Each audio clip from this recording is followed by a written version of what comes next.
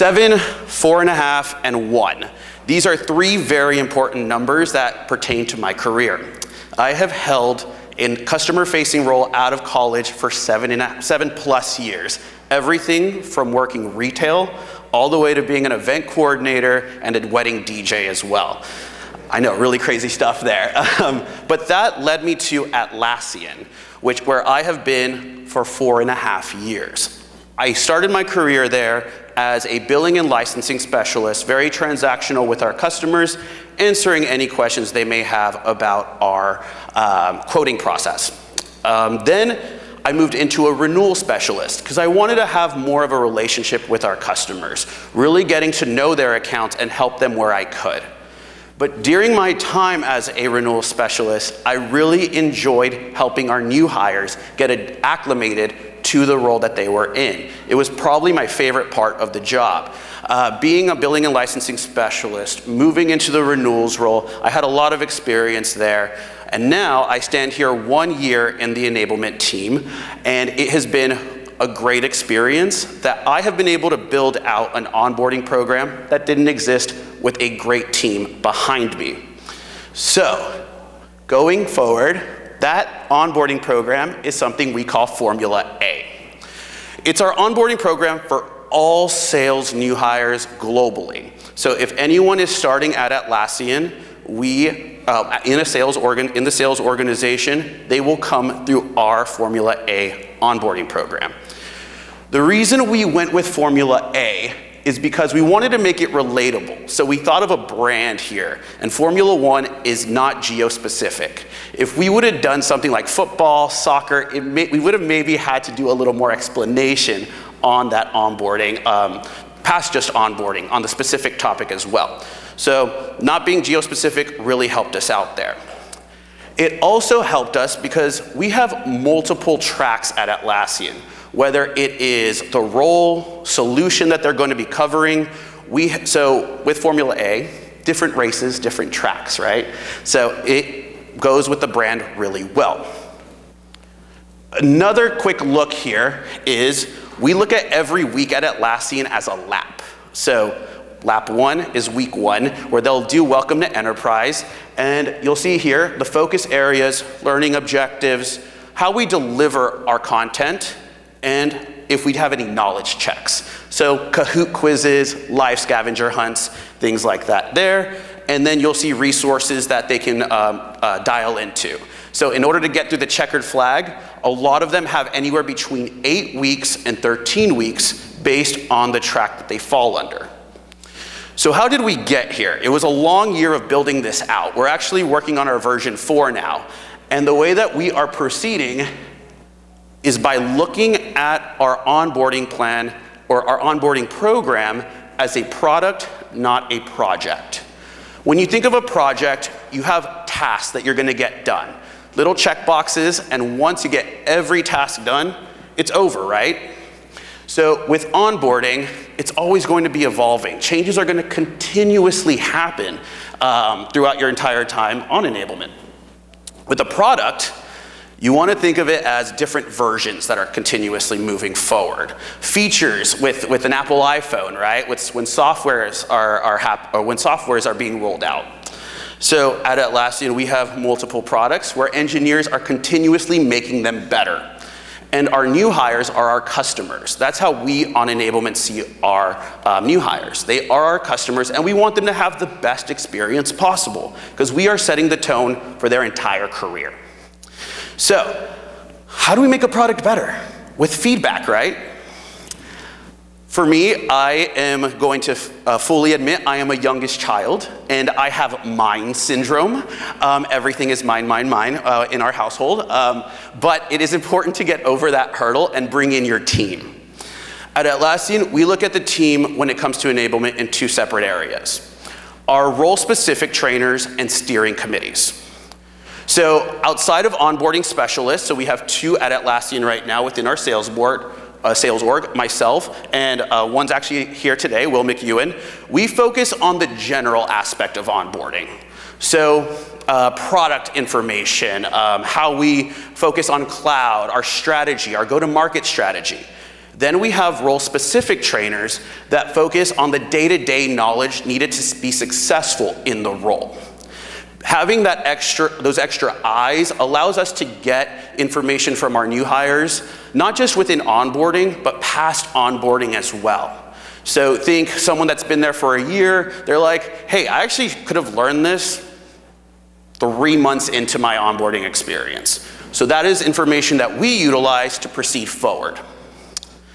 The next group that we focus on are steering committees. So these are people leaders in the different sales departments at Atlassian.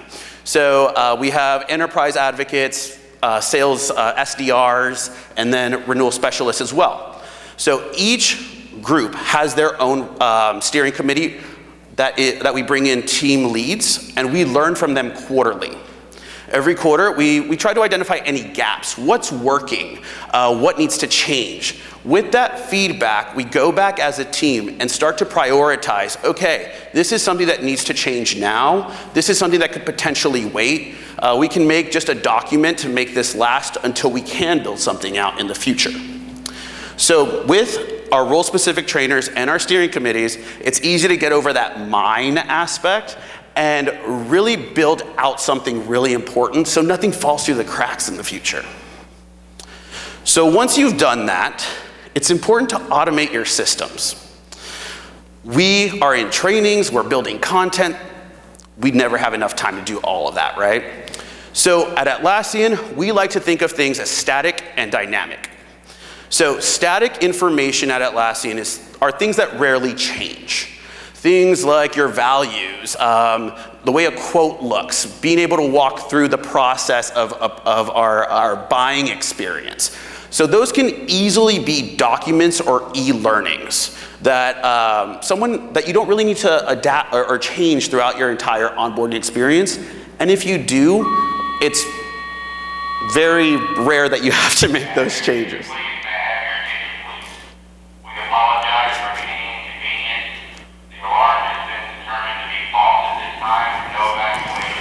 Awesome. It works, y'all. It works. Good to know that we are safe and it will work if there is an emergency. Okay, thank you. Appreciate it. We're rolling with the punches here, y'all. Like with Zoom, there are sometimes technical difficulties. That's our live technical difficulty right there, right? So with dynamic information, this is information that's continuously going to change. Your go-to-market strategy, the pricing of your products, just to name a few, role expectations as well. These should be considered live trainings, something that you're going to have to adapt to continuously, but you're not going to have to make a great change to a deck that you have already built out. So at Atlassian, once we distinguish these two things, we also want to be able to say we utilize our own products. We're practicing what we preach, or as we say at Atlassian, we drink our own champagne. How do we do this? The first way is utilizing our product, Jira Service Management. With Jira Service Management, it is a ticketing system, and that ticketing system helps our managers file new hire tickets. What this new hire ticket does is it notifies not only enablement, but our sales teams, or our sales systems teams as well. So when that new hire starts on day one, they have the access they need and the information they need disposable to them, and it allows us on enablement to know, hey, you have someone starting, this is their role, this is what they're gonna do, so on and so forth, so we can get ready for them on day one. Also, here is an example of a new hire ticket through JSM that I pulled. You're gonna see at the top, new Platinum EA in EMEA. So typically it will have their role and sometimes their region. Scroll down a little bit there, you're gonna see the new hire name. I so badly wish I could onboard Taylor Swift, so one day, maybe. Maybe post-career, right? If they've been assigned an email address, because sometimes we do get them a little earlier, it'll show up there. What their role is, their start date, that's really important for us to know, their region, and their territory that they will be covering. So it allows us to really get ready. And how do we do that? By building an onboarding plan. So not just JSM we are using at Atlassian for our new hires, we also use Confluence for our onboarding plans. So with an onboarding plan, if I have 40 new hires coming in, which is very probable now, I'm not gonna wanna do the manual work for that, building an individual plan for each individual person coming through. So we have a templating system through Confluence that allows us to just say, click on a button, say create from template, put their name in, make any adjustments that are needed, and then push forward to the next onboarding plan. So it removes all manual work for us. It really helps speed it up. If I was gonna do a manual onboarding plan for 40 people, that would probably take me the entire week with no meetings planned. With an onboarding template, I can say our biggest cohort of 20, I was able to knock out our onboarding plans in an hour. So really great to see that there. And of course, I have some examples for you. So our enterprise development role is really growing right now at Atlassian. So I pulled this template here.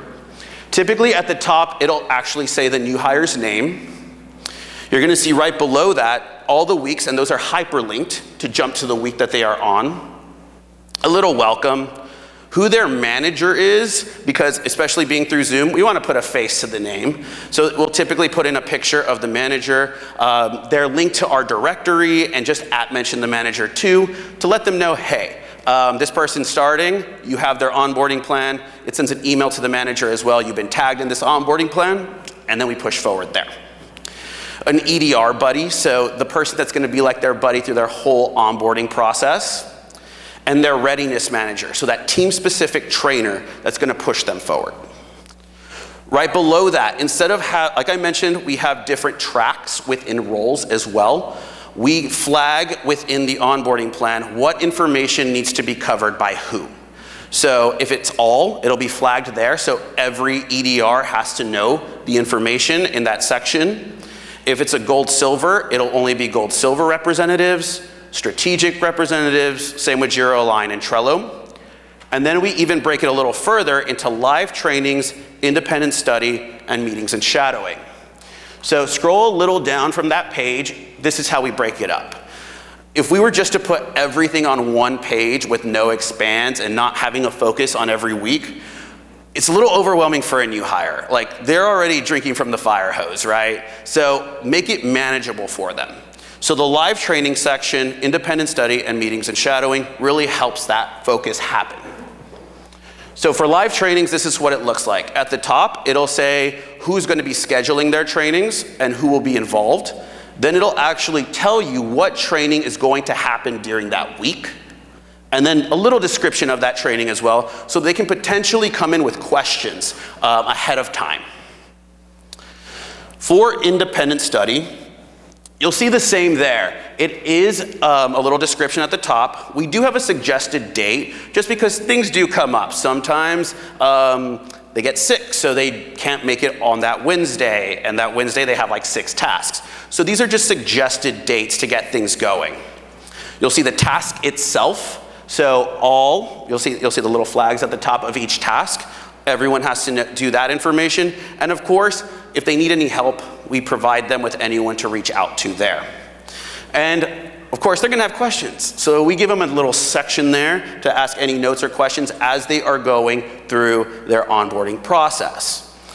So the onboarding template really helps enablement and team leads see that a new hire is on track, that they're continuously progressing through the onboarding program, and then we can flag it with their managers if we're noticing, oh, they didn't complete XYZ before this training, they did complete everything, but they're having so many questions, and that's feedback we need in order to make our onboarding program better. And then our meetings and shadowing. This is where managers are really making their edits. So they can delete that, your teammates, your EDR buddy, and change that and tag specific people on who they want that new hire to meet. Topics to discuss, so they can adjust that as well. These are just suggestions from the enablement team based on where they are in their onboarding program. And of course, any notes or questions that new hire has. So, just some key takeaways here. I know I presented a lot of information at y'all. The first thing, really recognizing your onboarding program as a product. It's a living, breathing thing, right? You're gonna go through so many versions to make it better. So many versions that are just gonna help you evolve the onboarding program as your organization evolves. Bringing in the team. I think Atlassian has been great in pushing that value forward as play as a team. It's one of our biggest values at Atlassian, and we hold that very near and dear on the enablement team as well. So team-specific trainers, steering committees, providing that feedback we need in order to prioritize upcoming versions of our onboarding program. And then automating as much as possible. It's gonna give you that bandwidth, give you that ability to make those changes in your dynamic content, even make those changes in the static content as your organization makes changes as well. So, that's what I have for you all here. Any questions? All right, Marco. Hello. Good? All right. Sorry. So, handful of questions here. The first one is, what are you using at Atlassian to deliver these tracks? Is there an LMS component?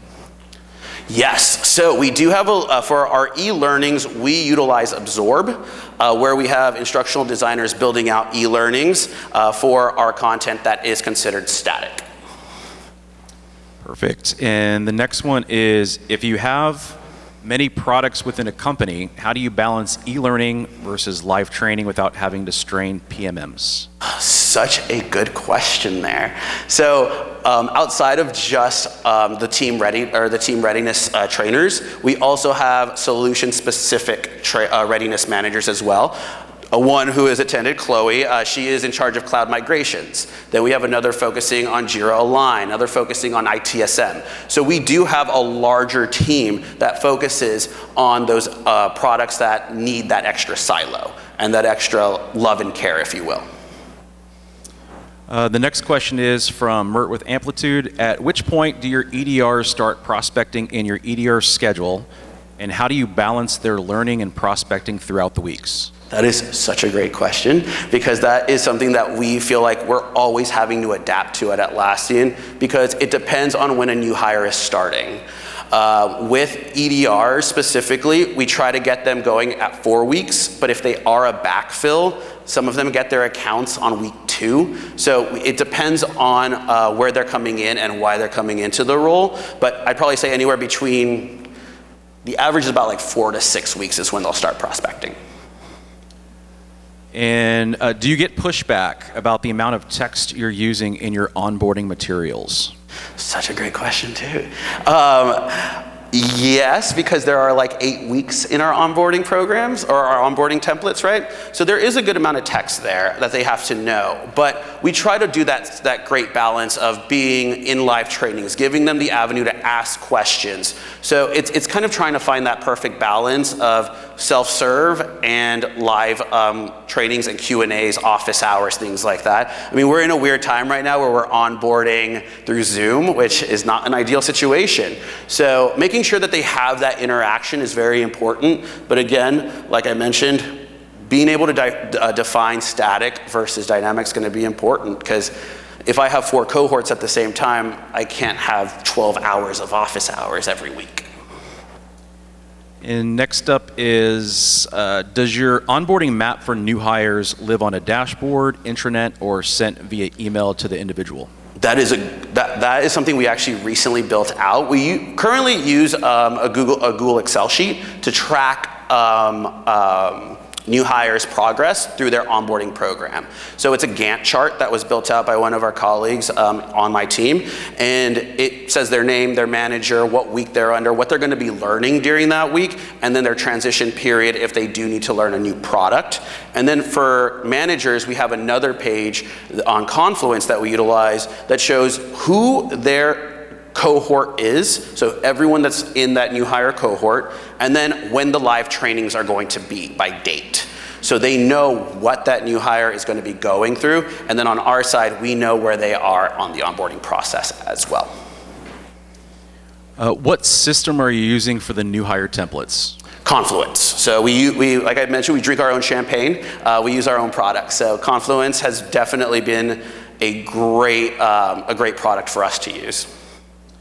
And Vic from BetterUp, do you track any metrics that connect completion of onboarding with when a new sales hire closes their first deal?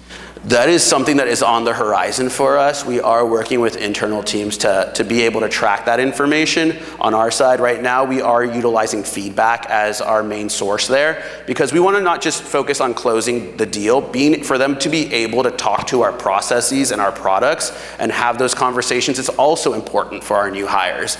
Obviously, closing the deals number one at that point, but if they can talk to our products and be able to have conversations with customers, that's also a W for us too. Let's see, after your reps have completed the traditional onboarding, what type of continuing education does your team provide and how frequently? So outside of onboarding, our team readiness managers do run sessions with the specific roles. And then we do have monthly cadences based on solution as well, that are run by those solution or the strategic or solution focused readiness managers as well. So I think they meet with their team specifics once a month, and then their product silo once a month as well. Are sellers permitted to be on the phone before the 8 weeks of training is completed, or do they need to complete the training first? They are able to get on the phone with the customer. That is the big reason we have shadowing on their onboarding plans though. So they can get in early, get on calls with customers, and sit through what a conversation looks like and really get an idea of what is happening on the phone and how do our other teammates talk about our products and about Atlassian and our solutions. Are you tracking completions? We are tracking completions. We do have a certification where a new hire has to go through to be able to talk on our cloud first strategy. And those are run by managers, and managers notify us. It's recorded, and then we go back and provide any additional information, any potential coaching that needs to happen, as well as something that we focus on past onboarding too. Do you use a different onboarding process for internal hires being promoted? Great question, because I just had this conversation yesterday. We actually recently had a new hire, an internal hire from an EDR to an EA, so the account manager role, or similar to an account manager role. And for those right now, we meet with them one-on-one to adapt to it, because some of our internal hires, they've been in that role for maybe 2-3 years. So maybe they need a true-up session. But if it's someone that has only been there a year, trying to figure out what matches with what they need to know in their specific role. So currently, we try to build a specific plan, but that is something that we are focused on automating, if you will, in the future. What is your 90-day plan? So we actually don't have a traditional 90-day plan because it's based on solution. We have some of our solutions are a 13-week process. Some of our solutions are only a 6-week process. So it's not a traditional 90-day plan, if you will. For us, it's getting them acclimated from day one, making sure they know the organization and what they're walking into, our go-to-market strategy, and then making sure they are able to finish by talking to our go-to-market strategy. So we kind of do an end-to-end there. Can you give an example of the live training component? Do sellers have a favorite activity? And how have you gotten creative with activities in a virtual world? Yeah, there are two that we really focus on. One is called a chat bomb. Basically, the way it goes is, say someone's new to cloud. They've never really dealt with a cloud deployment before. I'll typically start that session with, okay, I'm gonna throw it, this is gonna be a chat bomb. I'm gonna count down from 5, throw in the chat, in our Zoom chat, some companies that are utilizing a cloud first initiative as well. So I'll count down from 5, and then chat bomb, interactive, people will throw out Netflix, Hulu, all those kinds of products, which are true. Then we'll jump to a slide with a lot of products that are there in cloud. The other way is everyone loves a little friendly competition, right? So, and it helps us on the enablement side to make sure we're getting across what we need to. Kahoot quizzes. We have a Kahoot quiz at the end of each session to make sure the information is coming in the way it needs to. And that's a great way for us to make sure if we have 20 people in a cohort, 9 people get a question wrong. Okay, where do we need to adjust the information and how we present it to them? So those are the 2 big things that we utilize to make it as interactive as possible. And I love a good icebreaker, but it also has to be a fun icebreaker at the beginning, like not tell me something interesting. I typically do something like, you just got your own talk show, who's gonna be your first guest? Those kinds of questions are always fun. So if you all have any good ideas, let me know after. I think I'm going to steal the talk show one. That's good. Outside of the racing theme, what keeps your program fresh and engaging? I mean, I think we do when it comes down to it. I mean, I recently had a conversation with my team lead about how I feel like with the material we're building out, it's exciting, it's fun, and if we're excited about it, we're showing that through the screen. Like, if we're able to do that through a screen, once we get back in person, it's gonna show so much more. So I think we, as an enablement team, are very important to show that information off and show that we're excited to have these people joining us. I mean, we're the first people they meet, if you think about it, outside of HR. So it's very important that we're super excited to have them there, because we really are. What type of call coaching or call whisper or shadowing tool do you use? At Atlassian, we do utilize Gong. It is a tool that I utilize as an IC as well. It's a great way for managers to really get an idea of what's happening, and it provides us with feedback as well, because it will flag some certain situations for us. Do you have data on turnover in sales before and after you started this program? So can you say that one more time? Sorry. Do you have data on turnover in sales before and after you started this program? I don't think so, no. I don't think that's something that we are currently tracking, but definitely something that we will look into. And it looks for our final question for you. Has your training and onboarding budget been cut as it's moved to virtual? Do you see this funding coming back? It hasn't. We are able to utilize where we need, and like I said, at Atlassian, our sales teams actually have seen the value of enablement. So showing our teams that we are a valuable need for their new hires just kind of keeps that going for us when it comes to not needing our budget cut. We need it to make sure that they're able to be successful in the future. All right, well, that concludes everything. Marco, appreciate your time. Thank you. Thank you, appreciate it.